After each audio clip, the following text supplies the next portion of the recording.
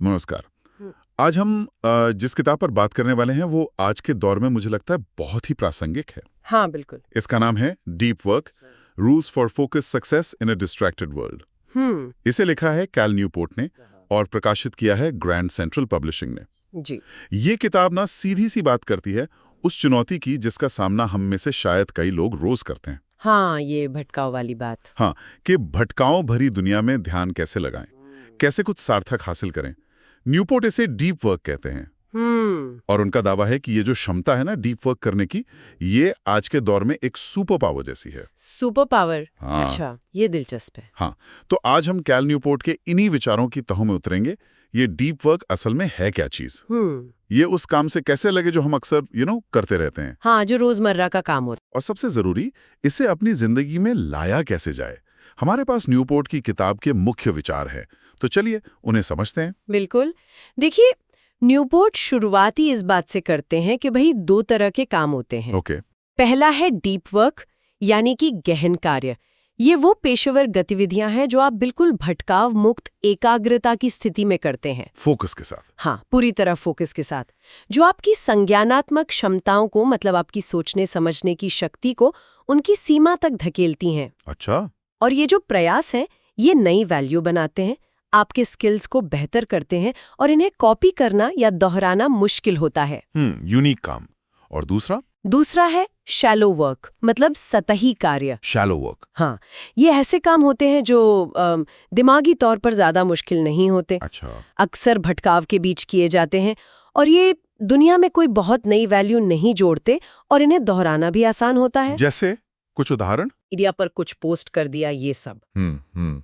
Newport का मुख्य तर्क ये है कि हमारी अर्थव्यवस्था तेजी से बदल रही है और भविष्य में अगर सफल होना है तो डीप वर्क करने की जो क्षमता है वो बहुत ज्यादा महत्वपूर्ण होती जा रही है। ये दिलचस्प बात है। तो न्यूपोर्ट एक तरह से कह रहे हैं कि ईमेल चेक करना या मीटिंग में जाना उतना जरूरी नहीं है जितना हम शायद सोचते हैं। हाँ, ये तो काफी लोगों के काम करने के तरीके पर ही सवाल उठाता है ना। बिल्कुल। उनका तर्क यही है कि शैलो वर्क हमें व्यस्त तो महसूस कराता है, पर अक्सर ये असली उत्पादकता का एक भ्रम होता है। अच्छा, सिर्फ बिजी दिखना। हाँ बिल्कुल। डीप वर्क ही है जो आपको अपने फील्ड में आगे बढ़ाता है, नई चीजें सीखने में मदद करता है और आपको वो काम करने देता है जो सच में मायने रखता है। हम्म। और विडंबना ये है कि जैसे जैसे डीप वर्क ज्यादा मूल्यवान होता जा रहा है, वैसे वैसे ये दुर्लभ भी होता जा रहा है, मिलना मुश्किल हो गया है। दुर्लभ क्यों? क्या ये सिर्फ इसलिए कि हमारे आसपास भटकाव इतने ज्यादा हैं, जैसे स्मार्टफोन, सोशल मीडिया, आजकल के ओपन ऑफिस प्लान्स? हाँ, ये एक बहुत बड़ा कारण है। न्यूपोर्ट इन्हें नेटवर्क टूल्स कहते हैं, जैसे ईमेल, सोशल मीडिया। ये लगातार हमारे ध्यान को तोड़ते रहते हैं, खंडित करते हैं। हम्म। लेकिन वो एक और दिलचस्प बात कहती हैं कि कई संस्थानों में और लोगों में भी एक संस्कृति बन गई है व्यस्तता को उत्पादकता मानने की। Business as a proxy for productivity. हाँ हाँ, वही। हाँ, वो एक कि अगर आप व्यस्त दिख रहे हैं, लगातार ईमेल का जवाब दे रहे हैं, तो माना जाता है कि आप अच्छा काम कर रहे हैं। भले ही असल में कुछ ठोस ना कर रहे हो। बिल्कुल, भले ही आप कोई गहन मूल्यवान काम ना कर रहे हो। अच्छा, तो ये सिर्फ हमारी अपनी दिक्कत नहीं है, मतलब व्यक्तिगत भटकाव की बात नहीं, बल्कि ये काम करने के माहौल और कल्चर की भी बात है। हाँ, दोनों का मेल है। तो अगर डीप वर्क इतना जरूरी है और इतना दुर्लभ भी है, तो फिर इसे किया कैसे जाए? क्या न्यूपोर्ट इसके लिए कोई नियम या कोई तरीके बताते हैं? हाँ हाँ बिल्कुल। किताब का जो दूसरा हिस्सा है वो इसी पर फोकस करता है। वो 4 मुख्य नियम बताते हैं। 4 नियम। ओके। पहला नियम है वर्क डीपली, यानी गहराई से काम करें। Work deeply. हाँ, इसके तहत वो अलग-अलग दर्शन या कह लीजिए रणनीतियां सुझाते हैं कि कैसे डीप वर्क को अपनी रोज की दिनचर्या में शामिल किया जाए। अलग अलग दर्शन, ये सुनने में रोचक है। किस तरह के दर्शन? उन्होंने बेसिकली 4 मुख्य अप्रोच बताई हैं जो अलग-अलग लोगों और सिचुएशन के लिए फिट हो सकती हैं। पहली है मोनेस्टिक अप्रोच। मोनास्टिक, जैसे मठवासी? हाँ बिल्कुल, मठवासी अप्रोच। इसमें व्यक्ति शैलो वर्क को लगभग पूरी तरह खत्म या बहुत कम कर देता है और अपना ज्यादातर समय डीप वर्क में ही लगाता है। ये शायद उन लोगों के लिए ज्यादा संभव हो जो अकेले काम करते हैं, जैसे लेखक या शोधकर्ता। हाँ, मतलब दुनिया से एक तरह से कट कर काम करना, ये तो शायद सबके लिए मुमकिन नहीं होगा। सही कहा, बिल्कुल। सबके लिए नहीं है। इसीलिए दूसरी अप्रोच है बाइमोडल, द्विमोडल। बाइमोडल। हाँ, इसमें व्यक्ति अपने समय को साफ तौर पर 2 हिस्सों में बांट लेता है। एक हिस्सा पूरी तरह डीप वर्क के लिए समर्पित होता है, जैसे लगातार कई दिन या हफ्ते। अच्छा, ब्लॉक में। हाँ बिल्कुल। और बाकी समय में वो दूसरे शैलो काम करता है। जैसे कोई प्रोफेसर हो सकता है जो सेमेस्टर के दौरान पढ़ाता है और फिर छुट्टियों में पूरी तरह सिर्फ लिखने पर फोकस करता है। ये ज्यादा प्रैक्टिकल लगता है कई लोगों के लिए। और क्या है? तीसरी है रिदमिक अप्रोच, लयबद्ध। रिदमिक? हाँ, इसमें डीप वर्क को रोजमर्रा की आदत बनाया जाता है। आप हर दिन एक फिक्स टाइम डीप वर्क के लिए तय कर लेते हैं। जैसे रोज सुबह उठकर 3 घंटे? हाँ बिल्कुल, रोज सुबह 9 से 12 मान लीजिए। ये एक लय, एक रूटीन बन जाता है। बहुत से सफल लोग इसी तरीके का इस्तेमाल करते हैं। ये वो वाली बात हुई कि सुबह उठ के सबसे पहले अपना सबसे जरूरी काम निपटा लो, बिना ईमेल वगैरह देखे। एग्जैक्टली, वही। और चौथी अप्रोच है जर्नलिस्टिक, पत्रकारवादी। अच्छा। ये उन लोगों के लिए है जिनका शेड्यूल बहुत ही अप्रत्याशित होता है, मतलब कभी भी कुछ भी आ सकता है। जैसे किसी पत्रकार को कोई ब्रेकिंग न्यूज कवर करनी पड़ सकती है। हाँ बिल्कुल। ऐसे लोग अपने खाली समय के छोटे छोटे हिस्सों में भी डीप वर्क कर लेते हैं, जब भी मौका मिलता है। ओह, इसके लिए तो बहुत अनुशासन चाहिए होगा। हाँ, बहुत ज्यादा। न्यूपोर्ट का कहना है कि जरूरी ये है कि आप इनमें से कोई एक तरीका चुने जो आपके लिए काम करता हो और उसे अपनाएं।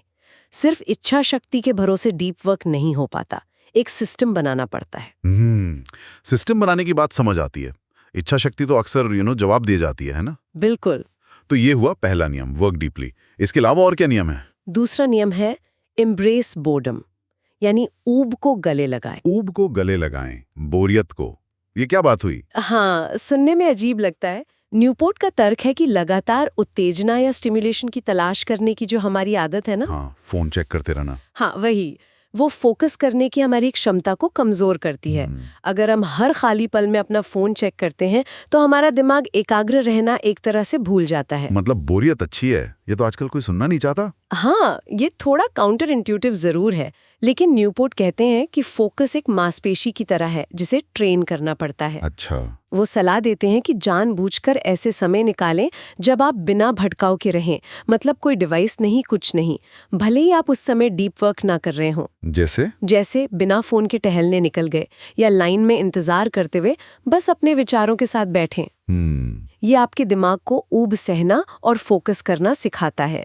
वो प्रोडक्टिव मेडिटेशन जैसी तकनीक भी बताते हैं। Productive meditation? हाँ, जहां आप चलते फिरते या कोई शारीरिक काम करते हुए किसी एक समस्या पर गहराई से सोचते हैं, बिना भटके। ये दिलचस्प है। मतलब दिमाग को बोरियत के लिए ट्रेन करना ताकि वो जरूरत पड़ने पर फोकस कर सके। तीसरा नियम क्या है? तीसरा नियम शायद सबसे विवादास्पद है। अच्छा। क्विट सोशल मीडिया, यानी सोशल मीडिया छोड़ दें? क्या पूरी तरह छोड़ दें? ये तो आज के दौर में बहुत मुश्किल लगता है, खासकर प्रोफेशनल लाइफ में। हाँ, देखिए, न्यूपोर्ट ये नहीं कहते कि हर किसी को आंख बंद करके सब कुछ छोड़ देना चाहिए। वो एक बहुत ही तर्कसम्मत अप्रोच सुझाते हैं। कैसी अप्रोच? वो इसे एनी बेनिफिट अप्रोच के विपरीत क्राफ्ट्समैन अप्रोच कहते हैं। Any benefit versus craftsman? हाँ, एनी बेनिफिट सोच ये है कि अगर किसी टूल से थोड़ा सा भी फायदा मिलता है तो चलो उसे इस्तेमाल कर लो। हाँ, ज्यादातर लोग शायद ऐसे ही सोचते हैं, लेकिन न्यूपोर्ट कहते हैं कि हमें ये देखना चाहिए कि क्या किसी टूल से मिलने वाला फायदा हमारे सबसे महत्वपूर्ण लक्ष्यों को पाने में, मतलब डीप वर्क से जुड़े लक्ष्यों को पाने में निर्णायक रूप से मदद करता है। अच्छा। और क्या वो फायदे उस टूल से होने वाले नुकसान, जैसे ध्यान का भटकाव, उससे कहीं ज्यादा हैं। मतलब कॉस्ट बेनिफिट एनालिसिस एक तरह से। हाँ बिल्कुल। वो 30 दिन के प्रयोग का सुझाव देते हैं। 30 दिन के लिए जो भी वैकल्पिक सोशल मीडिया या नेटवर्क टूल्स हैं उनसे दूर रहें। ओके। और फिर देखें कि क्या आपकी पेशेवर और व्यक्तिगत जिंदगी पर कोई बड़ा नकारात्मक असर पड़ा, क्या सच में आपको उनकी जरूरत थी। अच्छा, तो ये एक सोची समझी रणनीति है, सिर्फ एक झटके वाला फैसला नहीं कि आज से सब बंद। नहीं, बिल्कुल नहीं। ये मूल्यांकन करने का तरीका है कि कौन सा टूल सच में जरूरी है और कौन सा सिर्फ टाइम पास या ध्यान भटका रहा है। एग्जैक्टली। और चौथा और आखिरी नियम है drain the shallows. Drain the shallows मतलब? यानी सतही कामों को कम करें, उन्हें सुखा दें एक तरह से। अच्छा। न्यूपोर्ट मानते हैं कि शैलो वर्क पूरी तरह खत्म तो नहीं किया जा सकता शायद, लेकिन उसे नियंत्रित और कम जरूर किया जा सकता है। इसके लिए वो कई रणनीतियां बताते हैं। जैसे कि क्या करें शैलो वर्क कम करने के लिए? एक तो है अपने दिन के हर मिनट का शेड्यूल बनाना। हर मिनट का? हाँ, सुनने में ज्यादा लगता है, पर आइडिया ये है कि आप सिर्फ मीटिंग्स या अपॉइंटमेंट्स ही न लिखें, बल्कि हर घंटे का हिसाब रखें। इससे आपको पता चलता है कि आपका समय असल में जा कहाँ रहा है। हाँ, ये बात तो है। और फिर आप डीप वर्क के लिए उसमें ब्लॉक तय कर सकते हैं। वो ये भी सुझाव देते हैं कि अपने शैलो वर्क की मात्रा तय करें। मात्रा तय करें मतलब तय कर लें कि दिन का कितना प्रतिशत समय आप शैलो कामों में लगाएंगे, उससे ज्यादा नहीं। ओके। एक और महत्वपूर्ण विचार है अपने बॉस या सहकर्मियों से स्पष्ट रूप से बात करना कि आप डीप वर्क पर फोकस करना चाहते हैं और इसके लिए आपको बिना बाधा के समय की जरूरत है। ओह, ये आखिरी वाला शायद सबसे मुश्किल हो सकता है। कई ऑफिस कल्चर में तो तुरंत जवाब देने की उम्मीद की जाती है। ईमेल आया नहीं कि जवाब दो। हाँ, ये एक चैलेंज है। इसीलिए न्यूपोर्ट इस पर विस्तार से बात करते हैं। वो कहते हैं कि आपको ये स्पष्ट करना होगा कि डीप वर्क से अंततः संस्थान को ही फायदा होगा, बेहतर क्वालिटी का काम मिलेगा। वो ईमेल के इस्तेमाल के लिए भी कुछ नियम सुझाते हैं, जैसे स्पष्ट और संक्षिप्त ईमेल लिखें ताकि आगे पीछे के मैसेजेस कम हों, या फिर ईमेल चेक करने का समय निर्धारित कर लें, हर थोड़ी देर में नहीं। हाँ, ये भी एक तरीका हो सकता है। एक और बहुत दिलचस्प कॉन्सेप्ट है जिसका वो जिक्र करते हैं, अटेंशन रेजिड्यू। अटेंशन रेजिड्यू, ध्यान अवशेष, ये क्या है? इसका मतलब है कि जब हम एक काम से तुरंत दूसरे काम पर स्विच करते हैं, खासकर अगर पहला काम अधूरा छोड़ा हो, तो हमारे ध्यान का कुछ हिस्सा पिछले काम पर ही अटका रहता है। अच्छा। इससे नए काम पर पूरी तरह फोकस करने की हमारी शक्ति कम हो जाती है। ये तो बहुत जाना पहचाना सा लग रहा है। जैसे एक मीटिंग से निकलकर तुरंत किसी रिपोर्ट पर काम करने बैठो तो दिमाग अभी भी मीटिंग में ही उलझा रहता है। बिल्कुल बिल्कुल वही। लगातार मल्टीटास्किंग या शैलो वर्क के बीच स्विच करते रहने से ये समस्या और बढ़ जाती है। तो डीप वर्क का फायदा ये भी है कि अटेंशन रेजिड्यू कम होता है। हाँ बिल्कुल, क्योंकि जब आप लंबे समय तक एक ही चीज पर फोकस करते हैं तो आपका ध्यान पूरी तरह उसी पर होता है, पिछला कोई अवशेष नहीं रहता, आप ज्यादा गहराई से सोच पाते हैं। इसीलिए शैलो वर्क को कम करना और डीप वर्क के लिए लंबे बिना बाधा वाले ब्लॉक बनाना इतना महत्वपूर्ण है। तो कुल मिलाकर न्यूपोर्ट का संदेश ये है कि डीप वर्क एक बहुत ही मूल्यवान और, जैसा आपने कहा, दुर्लभ कौशल है आज का। हाँ। और इसे हासिल करने के लिए हमें सचेत प्रयास करने होंगे। अपने काम को शेड्यूल करना, बोरियत सहना सीखना पड़ेगा, ध्यान भटकाने वाली चीजों का सोच समझकर इस्तेमाल करना होगा, और ये जो शैलो काम है इनको कम करना होगा। हाँ, और ये सिर्फ व्यक्तिगत उत्पादकता बढ़ाने की बात नहीं है। न्यूपोर्ट का मानना है कि डीप वर्क न सिर्फ बेहतर परिणाम देता है, बल्कि ये काम को ज्यादा संतोषजनक और अर्थपूर्ण भी बनाता है। अच्छा, कैसे? जब आप अपनी क्षमताओं का पूरा इस्तेमाल करके कुछ चुनौतीपूर्ण चीज बनाते हैं या कोई मुश्किल समस्या हल करते हैं, तो उससे एक गहरी संतुष्टि मिलती है। हाँ, वो तो है। वो संतुष्टि शैलो कामों की भागदौड़ और व्यस्तता से कभी नहीं मिल सकती। ये बात बहुत मायने रखती है। अक्सर हम दिन भर व्यस्त रहते हैं, लेकिन दिन के अंत में लगता है कि आज कुछ ठोस हासिल नहीं हुआ, एक खालीपन सा लगता है। हाँ, शायद डीप वर्क उस खालीपन को भर सकता है। निश्चित रूप से न्यूपोर्ट की किताब इसी विचार को पुष्ट करती है।